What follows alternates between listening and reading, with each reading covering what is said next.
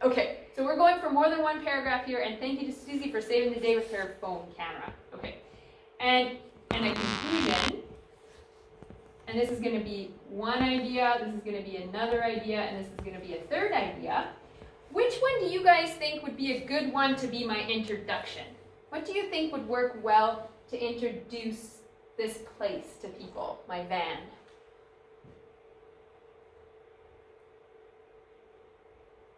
Describing? Yes. Yeah. I think I would take this and describe my van, this place, my van, in the introduction, right? I would be setting the stage for what I'm about to describe to you, okay? So I would tell you all about my van, but lead you into that main idea that it's an important place for me, right? Now, so I've told you what the van looks like, and then I would decide as I'm writing, is it okay if as I'm writing about my van, I don't use all of these ideas that are in here? Yes. Totally. I just have them all ready for me. It's okay if I don't use any of them, but at least I have them ready, right? So I'm describing what my van looks like, and then I want to make sure I tell the reader, this van has been like a life-changing place for me. And here's why, okay? So I've described what the van looks like, and then it's life-changing, but now I'm going to tell them why. What do you think I should do here for my body paragraphs? If we're thinking that each one of these could be a good body paragraph, which one do you think would go first? What would you guys do? We share this with you. Yeah, that could be, I could start anywhere, but I think I've mentioned that this is like the, yeah? Joy, did you I would start with what lesson about yourself. Okay, so you would go straight to the lessons. Yeah, okay. Either one, yeah. The important thing here is that I'm always transitioning my reader to what I'm going to talk about next, right? So let's say I start with Natty's and I start to say, so I describe what the van looks like and I say that it is my #1 place that I love to be because I feel really free, and most importantly, I get to be with my family. So let's say I start with the family, and I'm going to make this. So this is going to be in my intro. This is going to be body #1. And now I've talked all about the who I get to spend time in the van with my family. Now, where would you guys go next? I would go to the experience. Yeah? Okay, so when I've been with my family, these are some of the things that we've experienced here. And I might even add a specific example or story. Like one time, seriously guys, we pulled into this gas station in California in like 2, 3 in the morning. We had no idea where we were. Ends up, there was like homeless people lying all around the van in this gas station.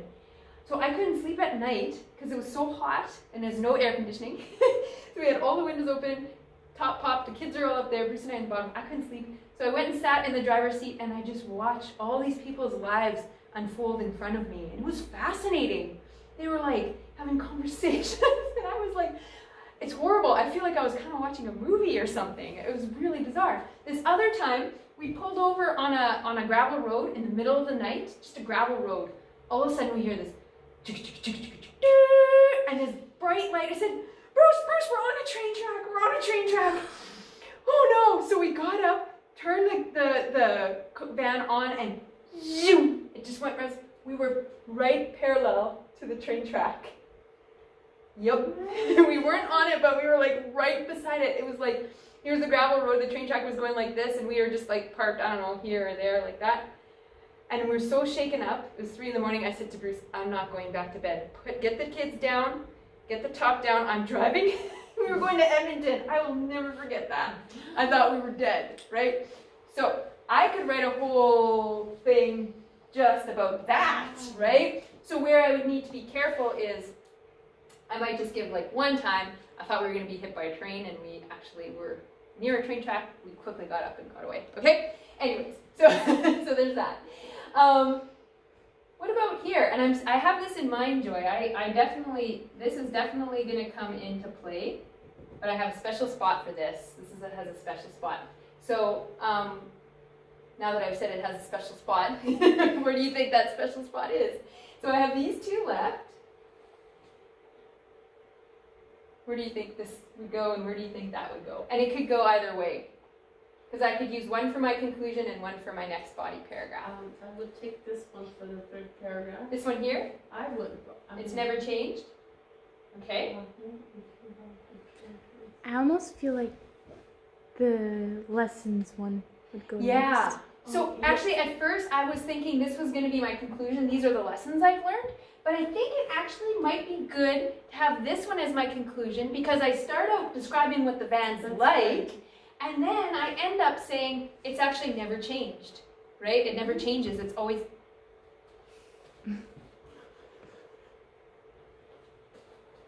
Come on, come back to me now. Thank you. Okay, so actually, yeah, that is what I'm going to do. I'm going to put the lessons here, and then I'm going to end with this hasn't changed, doesn't change. And there we have it. I have a plan, and now I can get writing, and when people read it, they're going to know I spent a lot of time thinking about how this story was going to look on paper. I want to go back to what Joy was mentioning, how she would have had the lessons first. Could I have the lessons first? Sure. Totally. You could totally have the lessons first.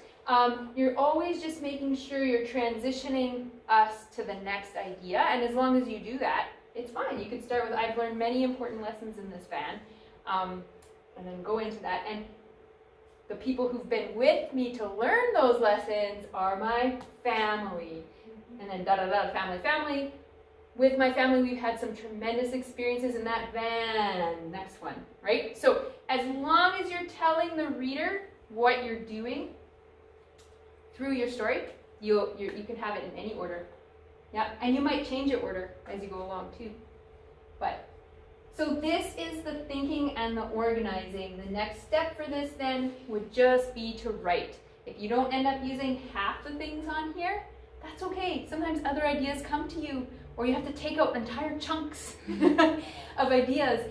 The hardest part is when you have an idea in a story or in a research essay that you love, that you think is really good, but when you read it, it doesn't fit. And it's painful because you have to take it out. And you think, whoever reads this won't know that I had all that good stuff in there. Guess what? They don't care. They don't know. They just are enjoying what they're reading in front of them, right?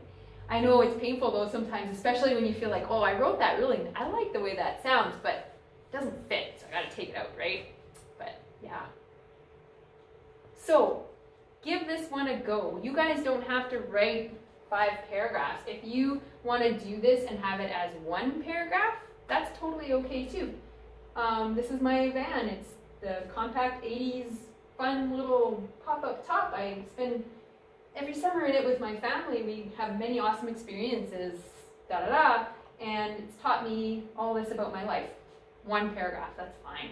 But if you want to make it into a longer story, you surely can. Yeah. This is called a graphic organizer, and it's really a neat thing to help you think and organize. And then the writing, and then as you know, the editing and the revising come in later. And that's the beauty of it. You don't have to write it perfectly the first time. I don't want you to write it perfectly the first time. It would never happen. Not for me, not for anybody. Any questions? You can probably press stop on your thing, Susie. Yeah.